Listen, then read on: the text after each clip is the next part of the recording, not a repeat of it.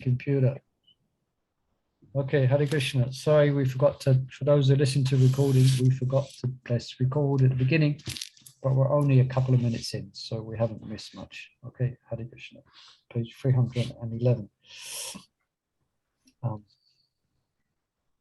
The danger is that at that point, due to distractions, such as obligations of household life, the devotee may become complacent and does not make the further sankalpas needed to progress towards bhava. Even the sadhjas of sankalpa have their hazards. A little comment here is that the lifestyle of a devotee is very purifying, you know, even other than chanting the holy name of the Lord. For instance, becoming a vegetarian, being more regulated by refraining from gross sinful acts. And that in itself is a very liberating experience for those engaged in material life. And it's the mode of goodness, and living the mode of goodness, what comes with it is a natural sense of well-being and happiness, which we may not have had before. So for most materialistic persons, that's the goal of life, is to experience a sense of happiness and contentment. So we shouldn't mistake thinking that that's the goal. That's it. I've attained a lifestyle which gives me a sense of happiness. I'm practicing a lifestyle which gives me a sense of well-being. That's it. That's what Maharaj is bringing up as being what's called a trap of the mode of goodness. Yeah. So he says here, a devotee becomes complacent and does not make the further sankalpas needed to progress towards the goal of our sadhana, which is emotion for Krishna or bhava. Yeah. So, but now it gives us a fast-track summary of how devotees can ascend through and overcome the influence of the modes. He says, yeah, we learned this at the end of last week's class reading, faithfully serve the spiritual master. This does not mean that a devotee need not make the effort to practice sadhana, study sastra, and make systematic determinations. Those things, as we learned from the example of service to Srila Prabhupada, are all part and parcel of service to the spiritual master. Okay? Any questions or comments, please feel free to ask. Let us now move on to the examples of sankalpas in bhakti. Lord Krishna explains that 4 kinds of people make the initial step to become devotees, albeit not pure devotees. These are the distressed, those searching after wealth, the inquisitive, and those striving for transcendental knowledge. To come to the path of sadhana in their own way, in their own way and for their own reasons, these 4 all make their first sankalpas. Right? But they made their different determinations for different reasons. Yeah. Yeah, let's continue. After that initial commitment and following Rupa Goswami's instruction comes Guru Pad Ashraya, that the practitioner may accept the Guru. We just speak on this in disciple course we just was teaching at the weekend. In the context of a global institution, that means accepting guidance of senior devotees, which is then followed by accepting a Diksha Guru, hopefully one who not just initiates, but one who also systematically instructs his followers. The sankalpa of accepting an initiator is one of the best known determinations. ISKCON today has provided an excellent education through its Guru Disciple course, Hare Krishna, so, which truly educates and guides an aspirant in the sankalpa of accepting the Guru. A devotee may take note that the quality education behind making this one sankalpa is indicative of how well he should educate himself in successfully making other sankalpas. Vows are not acts of whimsy. Examples of whimsical vows can be seen in Arjuna, when once, upon hearing of his son's death, and on another occasion, on hearing the complaint of a Brahmana, he vowed to achieve his goal or otherwise immolate himself, that means kill himself. Although ultimately Krishna helped his friend achieve his purpose, when the dust had settled, the Lord chastised Arjuna for making such hasty and extreme vows. This is one rare example in which we should not follow Arjuna. Okay. The Sankalpa of accepting an initiator is followed by the actual act of initiation, in which a devotee publicly pronounces both his vow, Sankalpa, to follow the 4 regulative principles and to daily chant a minimum of 16 rounds of the Maha Mantra. The Sankalpa of initiation ceremony is instructive in many ways, which we shall review later in this chapter. And while other steps in devotion are more private and not as generic to all devotees, individualized Sankalpas deserve a similar declaration and similar clarity of purpose. Readers may reflect on the different steps that the sadhaka takes in moving from Shraddha to a Shakti. Each successive step requires a concerted effort which necessitates clear definition of the fulfillment of consistent necessaries. Additionally, there are similar steps within each stage, such as those required to go from Anishta Bhajan Kriya to Nishta Bhajan Kriya, or from taste dependent on excellence of devotion to taste that is independent of the same. We spoke a bit of that, about that last week, I think. Was it this class? Yes. To elaborate on all these would take a book in itself. So while being attentive to not overextend the size of this chapter, we shall in the next section give a few examples of these sadhana sankalpas. All right, I'll stop there. Any questions or clarifications needed here? Probably got a clear picture of what Maharaj is speaking about here. We're all familiar with the initiation ceremony, hopefully, the Diksha ceremony. We had one recently here with David Rita Maharaj, and devotees are making sankalpas. They're making determinations. So that's generic, as Maharaj says, for all devotees at some point. It's important that they have the sankalpa of Guru Pad Ashraya, the shelter of a Guru.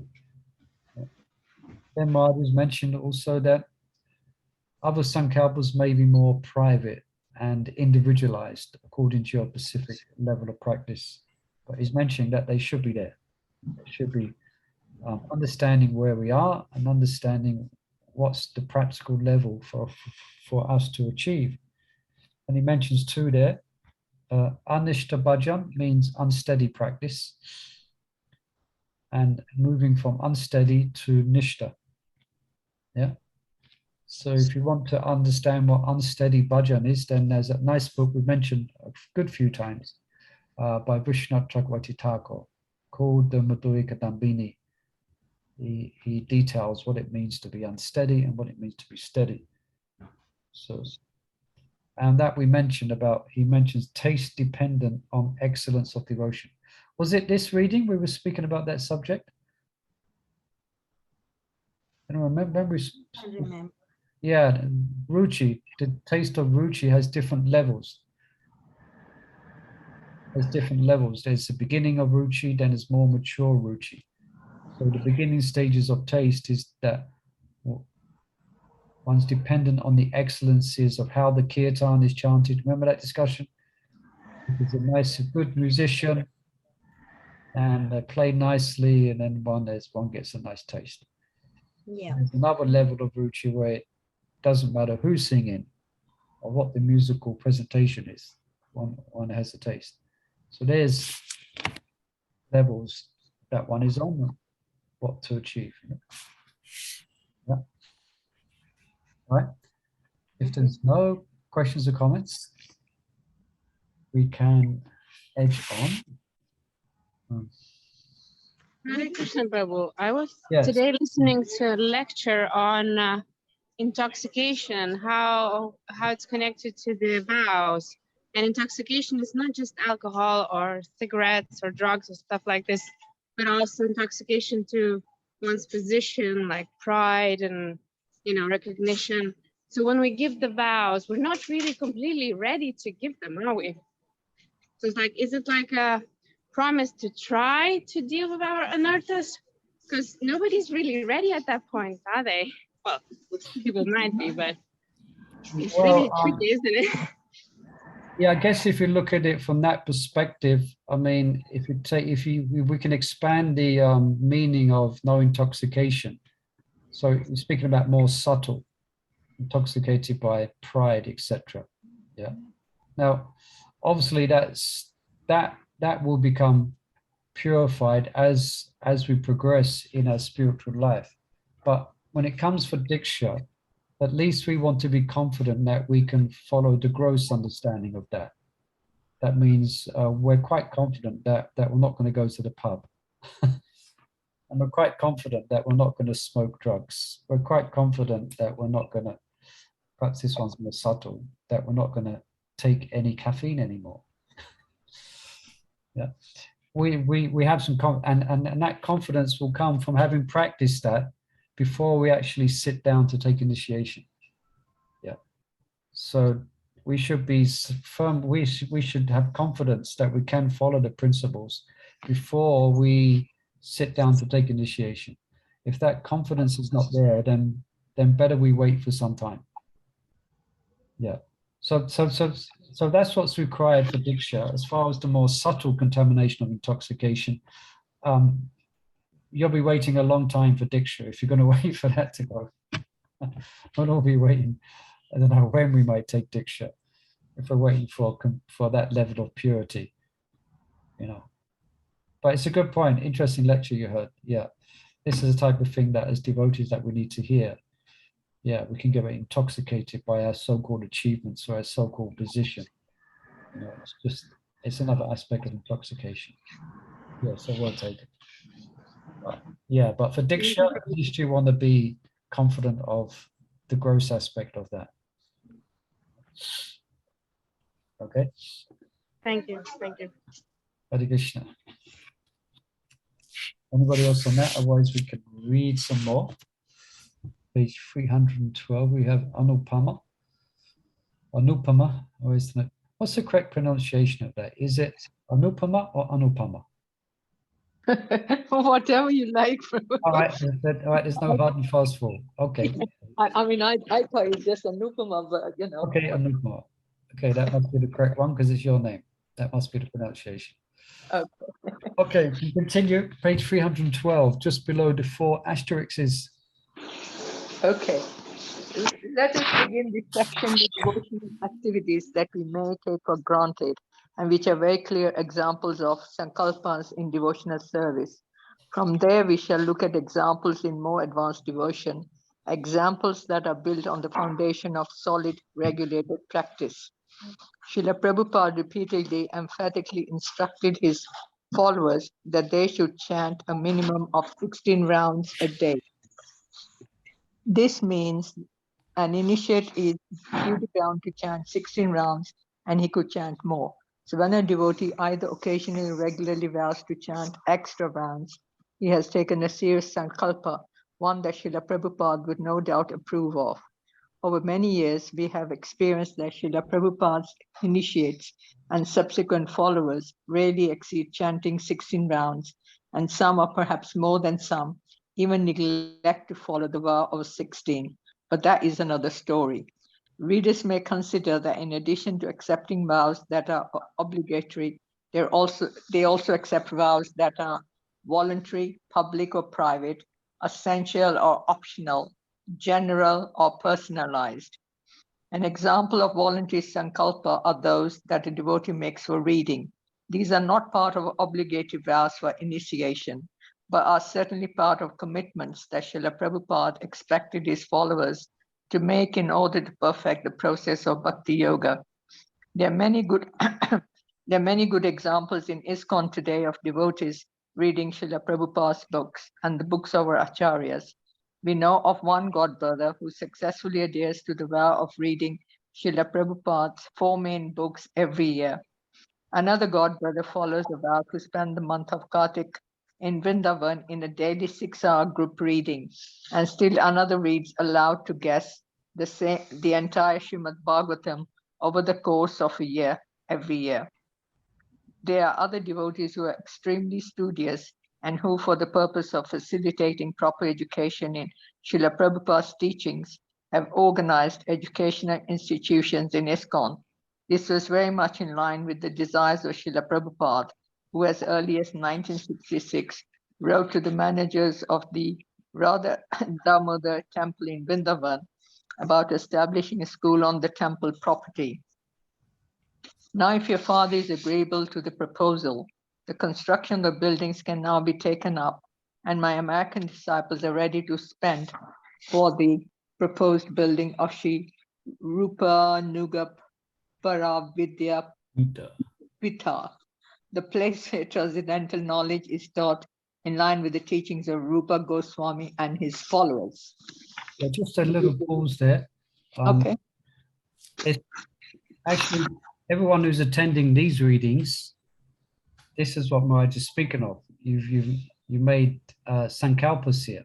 And it's quite a Sankalpa that you made. I mean, that means like every day, I think. I think you also have a reading on Fridays, some of you, isn't it? Probably some of you do Saturdays and Sundays as well. So that's what Maharaj is speaking of here. These are good things. These are Sankalpas, yes.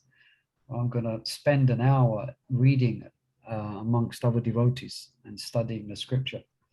And I think Maharaj here is speaking about Vaisheshika Guru. He goes to Kartik every year, and they read 6 hours a day, as Maharaj is mentioning him. I don't think Keshav Maharaj goes now because of his health, but many senior devotees go there, and that's what they do. They read 6 hours a day, Srila Prabhupada's books. Also, there's Vaisheshika has introduced his Be a Sage page by page. Some of you might have heard of that, where they've got this app where you can put in how many pages you're reading a day, and it'll tell you how long it would take you to complete the book reading. And also, of course, mentioning Keshav Maharaj, I think you must be referring to him. He does readings every day. That's his service. Has an open invitation to devotees to join him, and it's all being recorded as well. So there's a lot more going on that was going on in the past. So we should we should avail ourselves of these, which you are already doing. Because, yeah. Okay, can continue, Mother Anupama. With the availability of such educational facilities, a practitioner may make determinations to better enter the realm of Shravana in general, or to fulfill Srila Prabhupada's other desire, which was that followers qualify for educational degrees like Bhakti Shastri or Bhakti Vedanta. Yeah, just an advertisement here. Bhakti Sastri starting in September. Bhakti Sastri, we're starting each September, be a class every Sunday from 10 o'clock to 1 o'clock, teaching the Bhakti Sastri books, Bhagavad Gita, Ishopanishad, Nectar of Instruction, and Nectar of Devotion. So if there's anyone in your Sangha or you'd like to attend, please keep an eye out for that. The advertisement for that will be coming up soon, I think, with Shyam Govinda is now heading that up. So we're just organizing that. So there's a bit of a plug for you. Bhakti Sastri, you've got any persons you're preaching to, any persons you know might like to attend, then look out for that. It's coming. That's Okay. live. There's going to be, you're going to have an option. It's going to be, there's a new word, well, not a new word, but there's a word now, it's called hybrid. Hybrid means you teach online and you teach live as well. Like for this Guru Disciple course, 2 people came live. That was a relief. There was 2 people there face to face and 7 people online. You follow? So you have an option to sit. Bhakti Shastri would be they can do on computer? Yeah, they can sit at home and join in. or they can come in and be live. We call it live, although they're still alive on the computer. I want a few to do it. Okay. Yeah, so look out for that. Your leaders of Sanghas there, and Diwali, and others. Hare Krishna. Okay, sorry for that brief advert. Hare Krishna. Chanting extra rounds and systematically reading Srila Prabhupada's books are examples of Sankalpas that are dear to his divine grace. These determinations certainly fix a devotee in sadhana and quickly propel him to its goal. And as a sadhaka becomes absorbed in these devotional acts, attracted by Krishna's wonderful earthly pastimes, he naturally wants to hear more about Krishna in Vrindavan. While this kind of reading may in the beginning just be a preference, it may later become a sankalpa. Wanting to hear about Vrindavan, Krishna will not exclude willingness to hear or speak about other devotional topics, but it certainly includes a commitment to begin spiritual development in the line of Braj Bhakti. Such determination will be most natural with good sadhana. With the development of taste and attachment, a devotee's attraction becomes specific and his determination to hear Krishna's pastimes equally so.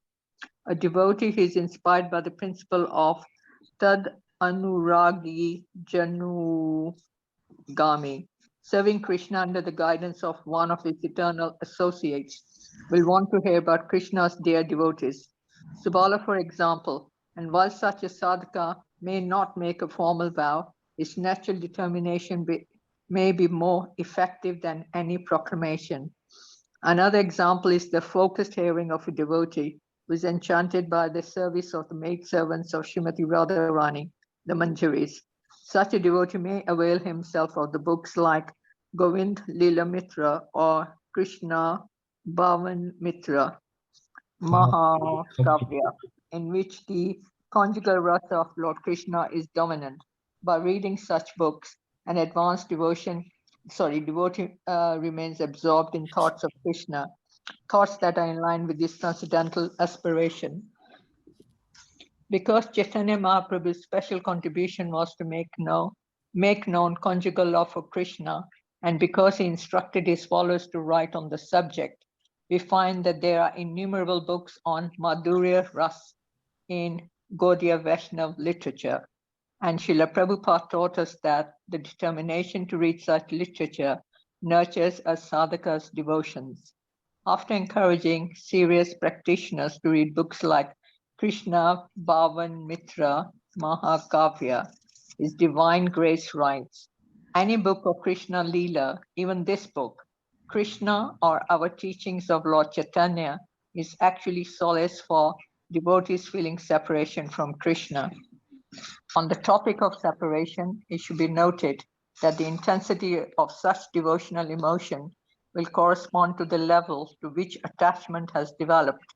The more one is in love with Krishna, the more intense will be the feeling of separation from him. And as separation intensifies, so does a devotee's determination in sadhana.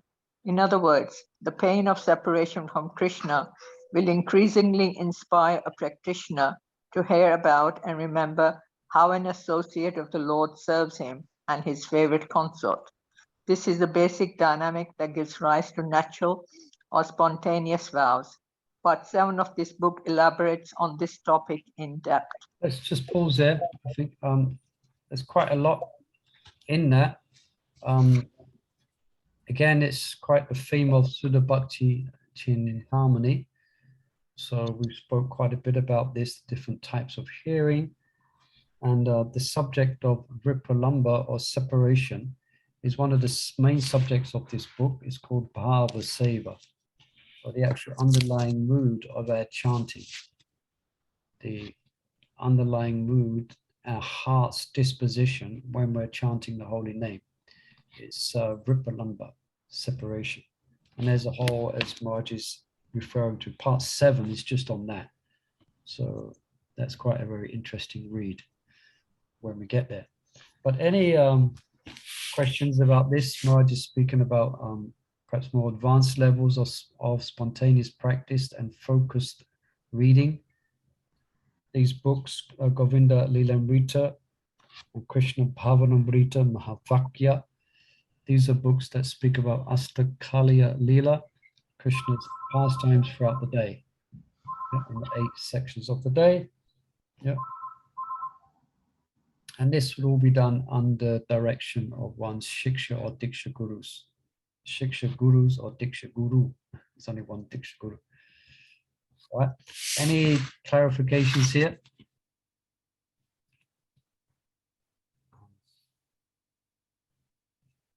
There's a caller on the phone. Maybe there's any questions there. Yeah, everyone's answering the phone. Okay, let's read on then. Perhaps we have, well, Mother Chandravali fell off the chair again. She's not there, she's fallen on the floor in ecstasy. So Mother Anupama, you can continue reading. Okay, thank you. Rupa Goswami gives a very interesting vow towards which a sadhaka in spontaneous devotion may be inspired. That vow is residence in Vrindavan. In the following verse, he invites such a devotee to live in Vraj, which may also be interpreted to mean to live in any place representative of Vraj, like a temple of Krishna or even in Vraj consciousness. Prabhu, sorry, Vraj consciousness would be Krishna consciousness, would it be? Yes, I heard, yeah, for sure. That's for sure. Radha Krishna consciousness. Okay. The essence of all advice is that one should utilize one's full time, 24 hours a day, in nicely chanting and remembering the Lord's divine name, transcendental form, qualities, and eternal pastimes, thereby gradually engaging one's tongue and mind. In this way, one should reside in Braj and serve Krishna under the guidance of devotees. One should follow in the footsteps of the Lord's beloved devotees who are deeply attached to his devotional service. In a subsequent verse of the same book, the Acharya advises a devotee who has actually developed spontaneous love to make a vow of specifically living in Radhakund, the most exalted of all holy places. He writes, who will not take shelter of Shri Radha's divine lake. Once again, this injunction applies to residing by Radhakund in Boma Vrindavan or any facsimile thereof. In his teachings on Raganuga Bhakti in Bhakti Rasmitra Sindhu, Rupa Goswami reiterates the importance of living in Vraj, and in so doing further names some confidential commitments favorable for the development of Rag. These vows are both internal and external, and it is understood that a sadhaka is meant to practice both simultaneously.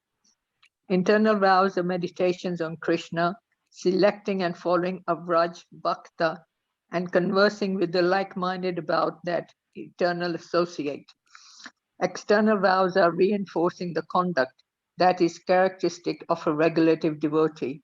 As mentioned above, such an advanced devotee who is inclined to or who has entered the realm of spontaneous devotion should simultaneously follow both internal and external vows. Okay, let's just pause there. So I think we can see here that spiritual practice is quite dynamic. And we could say that it's very dynamic, as all devotees know, externally. There's lots to do, for instance, within the preaching movement, but it's very dynamic internally as well. A lot of what Maharaj is speaking here is about these different levels, different advanced stages of bhakti or devotional practice. This will be internal. Yeah, as Maharaj said here. Yeah, follow and external. Yeah, so external practices of reading specific subjects. So it's very dynamic. There's you could say it should be dynamic anyway. In other words, the process is dynamic and we should have a dynamic approach to it. So yeah, we should see ourselves as moving through these different stages. Yeah. The beginning vows, Diksha is it's just beginning. Yeah. Although the Diksha ceremony is quite formal, and to have a strong impression on devotee, one takes the 4 vows, you know. But they're not just the only vows that you're taking in your spiritual life. This is what Maharaj is encouraging us. It's not just the 4 regulative principles. Some of you, it may be vows then to chant more rounds, or vows to read more, different sankalpas that we make. Keep on making different determinations. Yeah. Again, in making different determinations. And yeah. Any comments on that or questions? Summarizations? Yeah, I had a question. Yes, please. I'm just looking back myself. You know, when like, you know, Maharaj is saying, like eventually when we advance, we'll be following someone in Vrindavan, right? One of the, We're being inspired by. yeah. Following stroke. So, right, at present, if we are inspired by some senior devotees or something like that, so you kind of look into it, thinking what they're doing, how you do it, and you want to get into that kind of mood, and that, does that mean you envious of that person, or you really making Does that mean you're what? envious? Oh, definitely Envy or not? No, you're just going into, yes. Yeah, and actually, that's a very good. It's a very good example you gave, and I'm perhaps I don't know if I use the word surprised, but In a proper way, that would be a good inclusion in this discussion as an example. For instance, you may find Indraduma Swami or Ratna Swami or even someone who's not a Swami, no, not even smart, even just Yeah. Even someone who specifically inspires you in their sadhana, in their sadachar, in their behavior, and in their example as a devotee. So you may look towards them for inspiration, and you may be kind of quietly, I'm not a fan. You don't know if fan's the right word. It's not used in material. So, but you know, you appreciate, so very good actually you bring that up, because that would be the same type of mentality that you may have, for example, to Lalita or to Vishaka or to Shubhal or to Mother Yasoda. You know, you're very much on this level of Raganuga practice, then you will be inspired by them in a similar way as yes, you were inspired by devotees, you know, by fellow what's the word, by fellow by by by contemporary devotees, those who are with us now. yeah, Maybe inspired by the example of Jayapataka Maharaj, who despite amazing everything, despite amazing odds against him, he's still preaching and making devotees, and other senior devotees as well, who show examples of the wonderful practice of bhakti in many ways. So yes, it's definitely not envy. yeah. No, I was not so much even like gurus and that, but just like normal devotees you're associating with, then, you know, quite a lot you'll find you all doing the same thing. But then you'll find somebody who is doing, Excelling in what we're trying to do. Yeah. So that's, so you're inspired by them. then how would that person be doing? How do they act? How do they, you know, so you tend to want to go that way. Yeah, you may judge yourself according to their good example. So that's a very good example. Yeah, I was giving an example, perhaps leaders in our society, but yeah, but I'm thinking contemporary. Those are to our left and those are to our right. Those are with us. Yeah? There's lots of inspiration. Someone who inspires you. Yeah, even in our temple, we can look at Yeah. different. And I think that was Muni Prabhu as well, like praying. When we pray, such and such person is, you know, that we would like to follow their example. That helps as well. Doesn't Yeah, it? prayer in one sense is a type of sankalpa. In that sense, it's like an internal. Maharaj says it. Sometimes he said, what he said, sometimes the sankalpas may be voluntary, where you volunteer to do something, like you volunteer to clean the pots every Sunday feast. Okay, if you made that sankalpa. Maybe public, like the vows we make, or private also. So private more entails like in prayer, like we're praying, oh my Lord, my dear Lord Krishna, this devotee is so inspiring. Please allow me to also follow in their footsteps. Yeah. So prayer is always, vandanam is as an important part of our devotional practice. Perhaps it's not emphasized enough, actually. Vandanam, prayer. Yeah. Thank Yeah, you. thank you for bringing that out, Mother Sunita. Thank you. Yeah, did that help, Mother Chandravali? But thanks for bringing that up. It's a very important point. Yeah, because I just wanted to feel that, okay, you're not being envious of that person, but you're really looking at the better points in that person, and you want to practice like that. Yeah. And that's it. And as you expose yourself or become exposed more to the resonance of Vrindavan, the idea you'll feel the same there. As the heart becomes purified, then your inspiration will, in the same way as it came from contemporary devotees who were associated with, that is, you will be inspired by their practice of bhakti. Mm. You know, and you will want to emulate their practice or their particular affection for Krishna. You know, not imitate, but Yeah. emulate, but be inspired by. Yeah, that's what Marge is mentioning here. So that's right on all of a sudden. Okay, and anybody else has some questions on this subject? Yeah, I've got another question actually. Okay, Chandravali is taking all the questions. Nimai Mata's not here, so he's always got a few questions. Yes, continue, Mother. Okay, right. So having association of senior devotees, you know, like lately we've had a lot of Maharajis coming and Yeah, I'm saying like the Swamis are moving again. yes. Swamis are moving. It's good. They're Yes. coming out of bhajan. Go So on. I was thinking for Prabhu's there, like you lot have a lot of association. Then Mr. Maharaj was there, and you know, you quite often go and see Keshav Bharati Maharaj, like that. But then for ladies, there isn't that kind of association. So where do they go? How do they, like you don't see the girls there, don't really get that kind of association. Yes, so How does that work? perhaps you are identifying a need. You're identifying a need. I think, who's it? There was a mother here who organized a lady sangha. Who was that? Jagamohini. Yeah, no, it wasn't Jagamahini. Recently. Narada, Prabhu. No, it was you, Mother, wasn't it? Narada. No, Narada in Wells. I'm organizing for ladies. Event Yes, for you ladies. did an event. Yeah, you did do an event, yes. Yeah, Yeah. I did event. Yeah.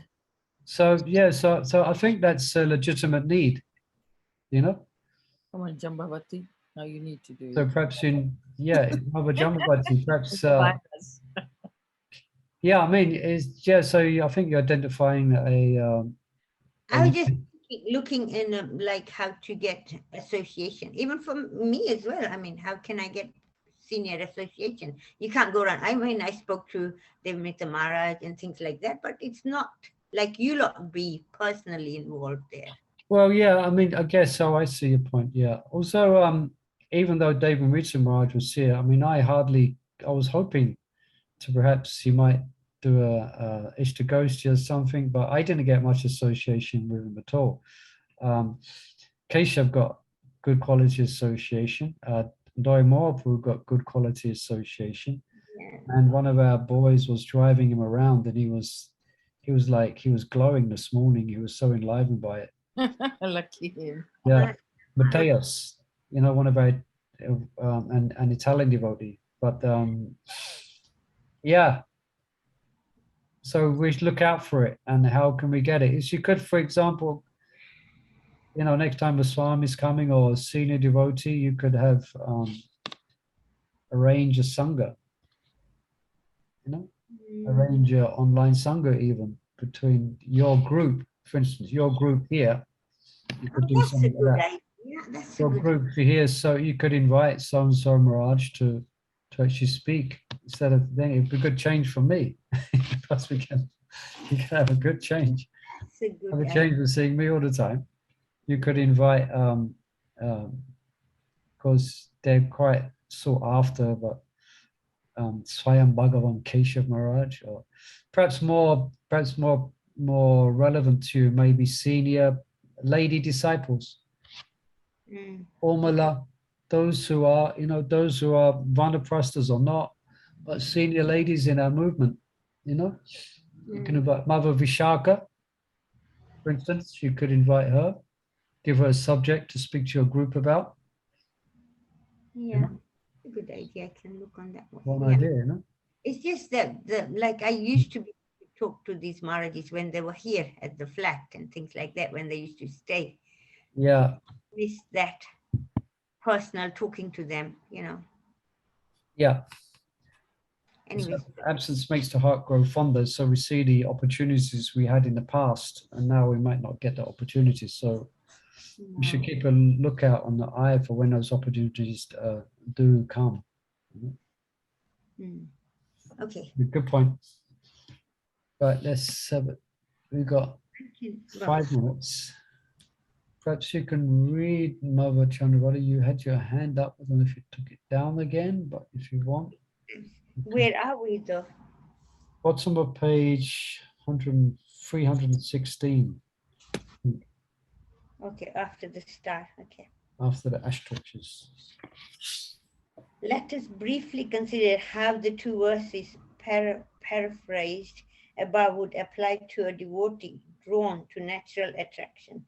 The actual slokas are: the advanced devotee who is inclined to spontaneous loving service should follow the activities of a particular associate of Krishna in Vrindavan.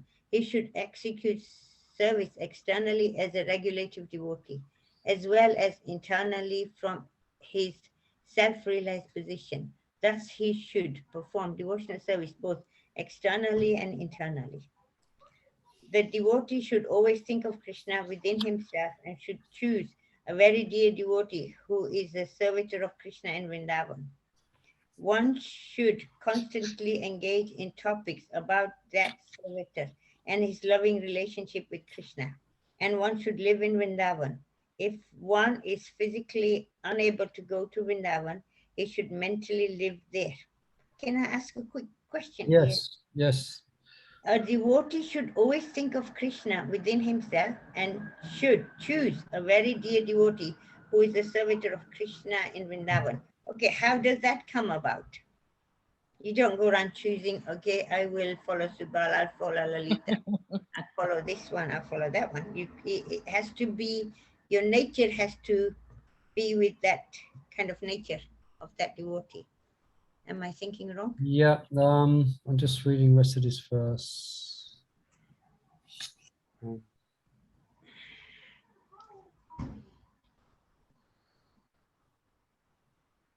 Yeah, now this can be done on both.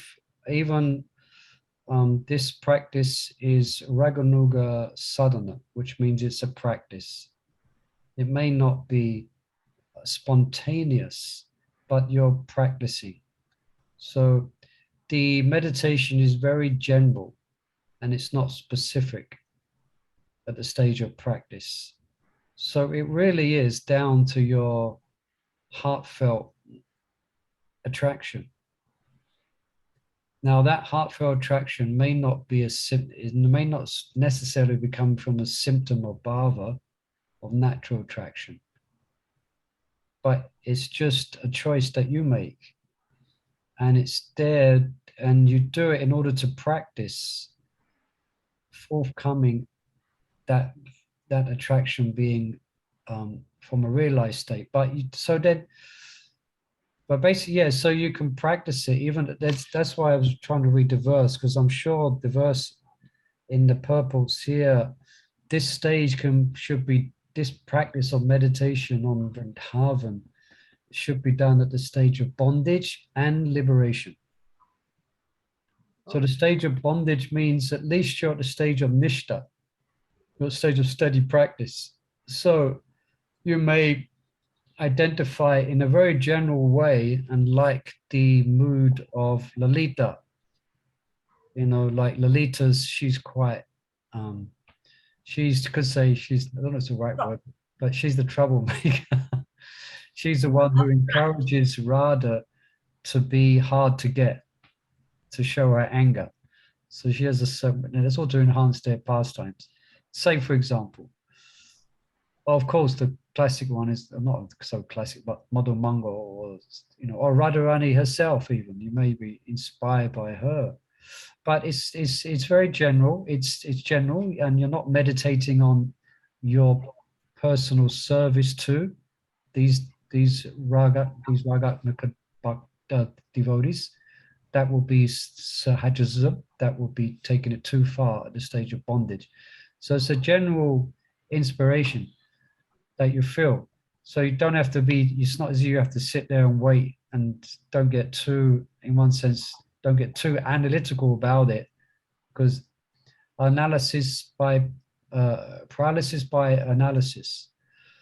But just if you feel just naturally attracted, when you hear stories about the pastimes of Krishna and the gopis, there's, Lita Vishaka's always saying like this and like that, or you may be, like my Guru Maharaj has written a book about, what's that, Vilapa Kushmanjali, which is about Rati Manjari. The book is a hidden book in an appendix to the Nava Raj Mahima. It's hidden in there for a specific reason, because Maharaj was a bit hesitant to put it out in the public domain. So he put it as an appendix. So for those of you who have New Raja Mahima, there's Vilapa Kushmanjali there that Maharaj has written, Shiva Ramswami Maharaj, and it mentions so about Rati Manjari, who's the Manjari assistant of Radharani. And it's Raghunath Das Goswami, but he's speaking from his realized position as being her assistant. And he goes through all the details of her serving Radharani. It's very sweet. How she dresses Radharani and the earrings she gives her, how she helps with the bathing and all of that. So, for example, you may be attracted to that, and you read it. Oh yeah, and that person, it's really, you may find it inspiring. And Raj actually is in the process of writing a multi-volumed Vilapa Kushmanjali. This is just one volume inside New Rajami, but he's at the moment writing a 5-volume, expanding on that, on Rati Manjari's service to Radharani. Say, so for example, so your attraction is there, and you have it, and you're attracted to that. Okay, but it's not your realized relationship with Krishna. No. That is something you so that is, it might well be different. It may well be different, but it's just it's a Raganuga sadhana. You understand? Yeah. It's a practice of spontaneous devotion. You're practicing it by meditating it and following a specific resident of Raj. So Raganuga sadhana. So sadhana means it's not a perfected stage. It's just a specific method of practice. So that's what inspires you in your spiritual life, where the Vaidhi is where you're more trying to follow what you've been told to follow. So you're just following the rules. But this Raganuga sadhana is different. You're inspired by the mood. That's what inspires you in your bhakti. It's what you read about the residents of Raj. That's called Raganuga sadhana. Yeah, because I was thinking also, like, say, when we keep saying Yashodama is Queen of Vrindavan, right? And then when I was reading how she wakes up, how they dress her hair, this, that. Yeah. You have a different impression then? Yeah, that's the idea. So it's good then you get a different picture of what Raj is, Yeah, you get a different, you get more, or what's happening is that the details are becoming more filled. You're connecting the dots, and you're having a more, so with this specific type of reading about, for instance, Maria Soda and the details of her service, then it gives you a meditation as well. That's a meditation for you. Yeah, so that's why the Goswamis wrote about in detail. That's why we have Krishna book. That's why the Goswamis wrote so many books, you know, about the residents of Raj. There's so many, so, and Prabhupada, as Maharaj was quoting, he expected devotees to read these books. It's not as if we're only allowed to read Srila Prabhupada's books. It's not as if we get burnt at the stake for reading the books of the Goswamis. Yeah, but it's done under, good to have some type of guidance, you know. But it's, yeah. That's why my thinking of these things, that's why I was asking, how do you get guidance, like ladies' guidance? You know, that's why I was going that way. I was thinking. Yeah. Like, thinking. Yeah, like I was speaking to a devotee this morning over breakfast, actually. One devotee's been chanting 20, 25 years. And he's inquiring, he was inquiring about meditation on the holy name. So I was giving him I was speaking from Sudha Bhakti Chitamani, you know. And he's been chanting 25 years, so he's eager to hear. He's eager to have some, you know, to hear more details. Yeah. You know, now when you were saying about Rati Manjari Sarupa Raghunath Das. Yeah. I mean, he was there with Sarup Damodar, who was with Chaitanya Mahaprabhu. So there, like, you can see how it's flowing, you know, how it would come out really internal, you know. Yeah. Lord Chaitanya came in the mood of Radharani, and also the Manjaris came. And also the Sakhis and Manjaris came, and they took these sadhak, they're called sadhak forms. Forms, yes. So they're actually perfected, they're actually perfected souls, but they practice from the point of view of being sadhakas, and they cry to be reinstated in their siddha forms. So they show us how to cry for Krishna. Yeah. There are so many, so many wonderful. Now you could just talk and talk about these kind of things anyway. Yeah. Okay, so we're out. Oh, sorry. We've gone over time because we started a bit late. We had some technical issues, so we're stopped. Where can I put my book? Yeah, just under these two verses. Okay. Thank you. So thank you everyone for joining us. I hope it was of interest, and look forward to tomorrow. We have more questions on Sudha Bhakti Chintamani. Okay. I try and not ask too many questions. Okay. No, questions is good. Thank you. Okay, thank you everyone. All glory to Thank you. Thank His Grace Muli Prabhu ki. Thank you, Prabhu.